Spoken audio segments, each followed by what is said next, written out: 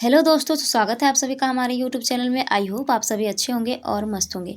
तो हम लोग पढ़ रहे थे ज्योग्राफी सेमेस्टर 5 वालों का मेजर 9। तो उसके हम लोग इसमें पढ़े थे दो क्वेश्चन हम लोग पढ़े थे। तो आज हम लोग पढ़ेंगे तीसरा क्वेश्चन। तो अगर आप लोगों ने वो दो क्वेश्चन को नहीं देखा है तो आप हमारे चैनल पे विजिट करके वहाँ से देख सकते हो, या फिर डिस्क्रिप्शन में आप लोगों को लिंक मिल जाएगा, वहाँ से आप लोग देख लीजिएगा। तो चलिए हम लोग देखते हैं कि तीसरा प्रश्न है क्या। और अगर आप लोगों को वीडियो पसंद आए तो वीडियो को लाइक कीजिएगा और चैनल को सब्सक्राइब जरूर कीजिएगा, ताकि आप लोगों को सेमेस्टर 5 जो जिसका ज्योग्राफी है ओनली वही उसी को मैं बोल रही हूँ। तो ज्योग्राफी जिनका है वो उनको टाइम टू टाइम वीडियो मिलता रहे। और अगर आप लोगों को बेसिक मैथ भी पढ़ना हो तो आप लोग चैनल को सब्सक्राइब कर लीजिएगा। बेसिक मैथ भी आप लोगों को यहाँ पे मिल जाएगा। तो देखिए तीसरा प्रश्न हमारा क्या है, मानव भूगोल के आधारभूत सिद्धांत क्या है, किसी एक पर विस्तृत विवरण दीजिए। तो मानव भूगोल के आधारभूत सिद्धांत को लिखने बोल रहा है। उसके बाद लिखने के बाद क्या बोल रहा है कि एक पर हम लोग को उसका चर्चा करने बोल रहा है। तो इसका आंसर हम लोग जानते हैं, मानव भूगोल। तो पहले हम लोग देखेंगे मानव भूगोल क्या है। तो मानव भूगोल मानव समाजों और धरातल के बीच संबंधों का संश्लेषित अध्ययन है। तो ये किनके द्वारा कहा गया था, तो रेडजल का। ये कथन जो है वो रेडजल का बोला गया, ठीक है, रेडजल के द्वारा। तो ये जो है हम लोग मानव भूगोल क्या है ये हम लोगों ने पिछले वीडियो में पढ़ लिया हुआ था। तो हम लोग आगे देखते हैं क्या मानव भूगोल के आधारभूत सिद्धांत। तो इसका आधारभूत सिद्धांत के बारे में जानते हैं। मानव भूगोल में अध्ययन को व्यवस्थित और वैज्ञानिक रूप देने के लिए कुछ आधारभूत सिद्धांत विकसित किए गए हैं। ये सिद्धांत मानव और पर्यावरण के बीच संबंधों को समझने में सहायक होते हैं।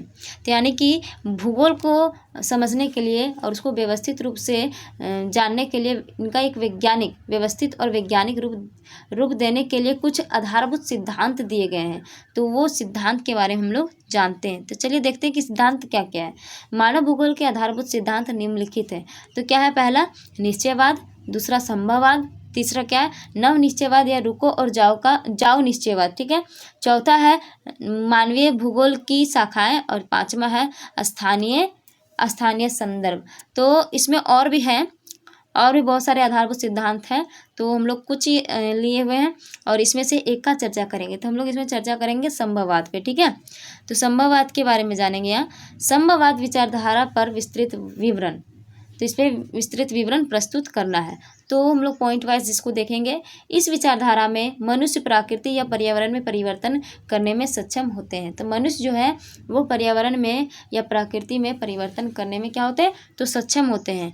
दूसरा पॉइंट है संभववाद विचारधारा में मानव प्रकृति का दिया हुआ अनेकों अवसरों का प्रयोग अपने इच्छा अनुसार तकनीकी की सहायता से कर सकते हैं। तो पर्यावरण में बहुत सारे चीज़ें हैं जिनका उपयोग मानव जो है वो अपनी इच्छा अनुसार तकनीकी की सहायता से कर सकते हैं और अपनी सूझबूझ की सहायता से कर सकते हैं। जैसे अगर हम लोग लें पेड़ लेते हैं तो पेड़ जो है वो प्राकृतिक का देन है। तो अगर उसका हम लोग उपयोग में लाते हैं तो हम लोग उसको फर्नीचर या घर बनाने में उसका उपयोग हम लोग कर सकते हैं। तो ये मानव का सूझबूझ हुआ, ये तकनीक हुआ जिससे वो मानव अपना ये सब कर सकता है।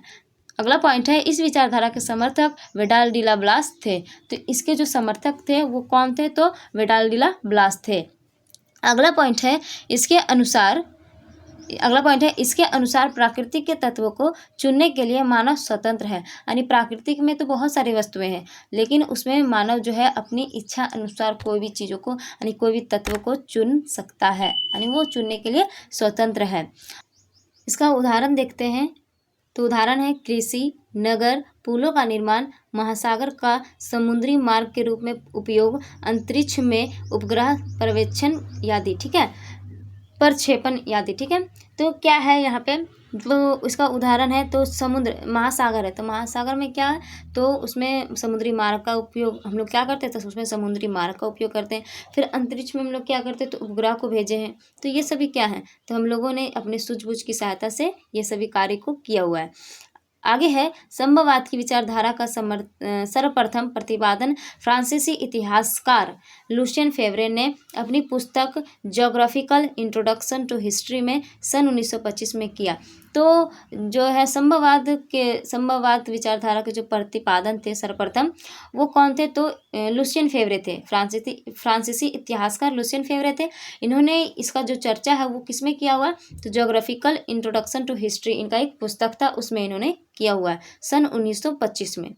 फेवरे के अनुसार कहीं कोई अनिवार्यता नहीं है, सर्वत्र संभावनाएं हैं तथा मानव इन संभावनाओं का स्वामी होने के नाते इनके उपयोग का निर्णय करता होता है। यानी कि कहीं पे कोई ज़रूरी नहीं है, यहाँ मानव के पास बहुत सारे संभावनाएं हैं, सर्वत्र यानी सब जगह, यानी कि हमेशा इनके पास संभावनाएं हैं। ये अपने इच्छा अनुसार अपनी संभावनाओं का क्या होते हैं, तो स्वामी होते हैं और अपने आप के क्या होते हैं, तो निर्णय करता होते हैं। वो उनको क्या करना है क्या नहीं करना है उनका निर्णय वो खुद करते हैं। तो वो क्या होते हैं, अपने चीज़ों का वो खुद निर्णय करता होते हैं। आगे क्या है, फ्रांसीसी भूगोलवेत्ता विडाल डी ला ब्लास को भौगोलिक अध्ययनों में संभववादी विचारधारा का प्रतिपादक माना जाता है। तो संभववादी विचारधारा का प्रतिपादक किनको माना गया, तो विडाल डी ला ब्लास को माना गया है। हम लोग पहले पढ़ चुके हैं, उसमें पीछे पॉइंट था कि समर्थक कौन थे, तो विडाल डी ला ब्लास। आगे है, ब्लास मानव को एक सक्रिय भौगोलिक कारक मानते हुए लिखते हैं, प्राकृतिक वातावरण मानव को अनेक संभावनाएं प्रस्तुत करता है। मानव अपनी आवश्यकताओं, इच्छाओं एवं क्षमताओं के अनुसार इनका उपयोग करता है। यानी कि प्राकृतिक जो है वो मानव को अनेक संभावनाएं उपलब्ध कराती है, लेकिन मानव अपनी आवश्यकता, अपनी इच्छा और अपनी क्षमता के अनुसार इनका उपयोग करता है। मानव वातावरण संबंधों में प्रकृति की भूमिका का उल्लेख करते हुए ब्लास लिखते हैं, प्रकृति कभी सुझाव दे सकती है तो कभी प्रतिबंध लगा सकती है, लेकिन प्रकृति मानव के लिए कभी भी एक सलाहकार से अधिक नहीं रही। यानी कि प्रकृति जो है वो आपको सलाह दे सकती है, लेकिन सलाह से ज़्यादा आपको वो कुछ नहीं दे सकता है। ये किनका कहना है, तो ब्लास का कहना है, ठीक है, विडाल डी ला ब्लास का। अतः संभववाद विचारधारा में कभी कभी यह मनुष्य की शक्ति को बढ़ा चढ़ाकर प्रस्तुत करता है और पर्यावरणीय सीमाओं को नज़रअंदाज कर देता है।